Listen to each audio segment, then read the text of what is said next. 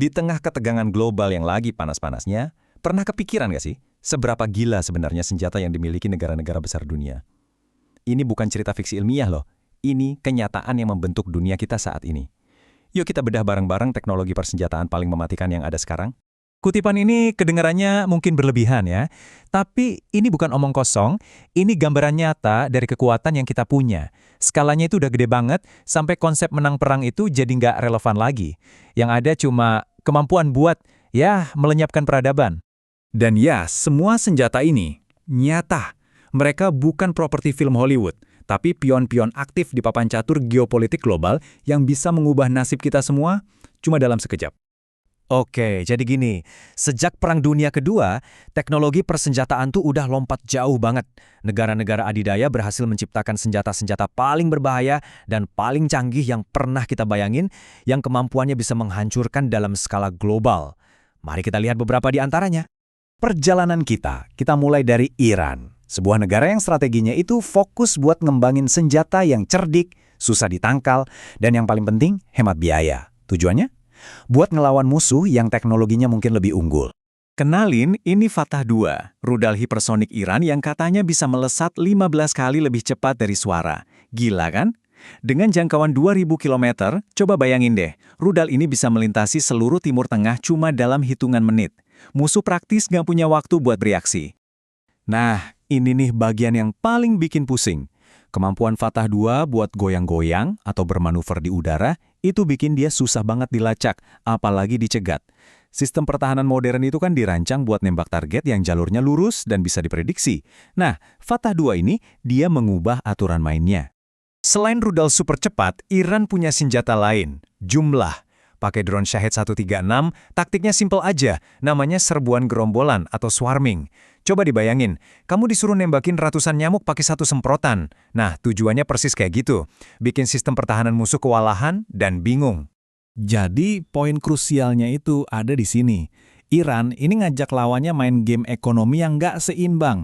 Mereka pakai drone yang harganya murah banget buat mancing musuh nembakin rudal pencegat yang harganya bisa jutaan dolar per satu tembakan. Ini strategi cerdas buat nguras amunisi sama anggaran militer lawan. Oke, sekarang kita pindah ke Korea Utara. Sebuah negara yang puluhan tahun mendedikasikan semua sumber dayanya cuma buat ngembangin satu hal, ancaman nuklir jarak jauh yang bisa mencapai benua lain.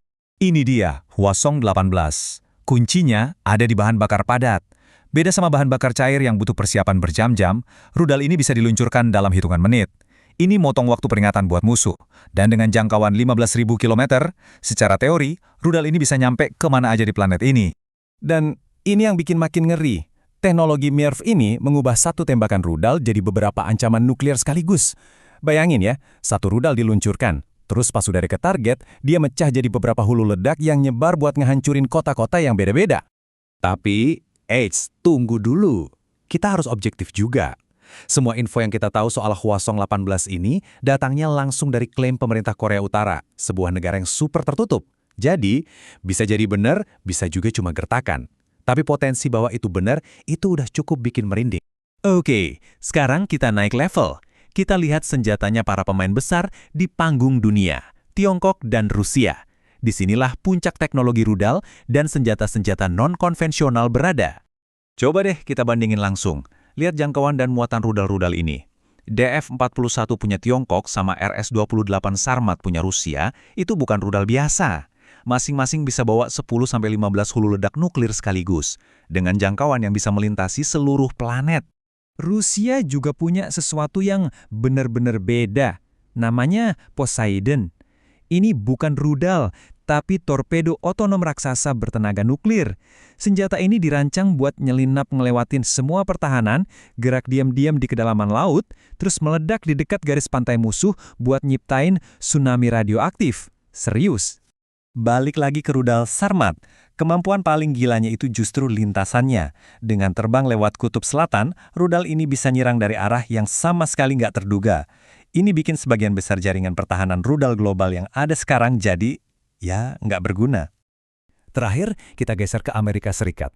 Kekuatan militer mereka itu terletak pada kombinasi dari kekuatan konvensional yang super canggih dan arsenal nuklir yang super masif dengan berbagai macam cara peluncuran.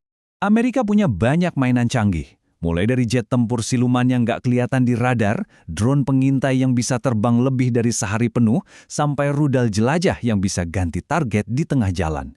Dan yang menarik, mereka punya jawaban buat taktik keroyokan drone tadi, senjata laser yang nembaknya pakai kecepatan cahaya dengan biaya operasional super rendah. Nah, strategi nuklir Amerika itu didasarkan pada konsep triad nuklir. Gampangnya gini, mereka punya 3 cara buat ngeluncurin serangan balasan, dari darat, laut, dan udara. Idenya adalah, mau diserang duluan kayak gimana pun, pembalasan yang dahsyat itu dijamin pasti datang. Dan inilah angka di balik kekuatan itu. Per Januari 2024, Amerika Serikat diperkirakan punya 3.708 hulu ledak nuklir. Cukup buat jadi salah satu kekuatan militer paling dahsyat dalam sejarah peradaban manusia. Oke, setelah ngelihat semua perangkat keras yang super ngeri ini, kita sampai ke pertanyaan paling mendasar. Kenapa sih semua ini ada? Apa tujuannya?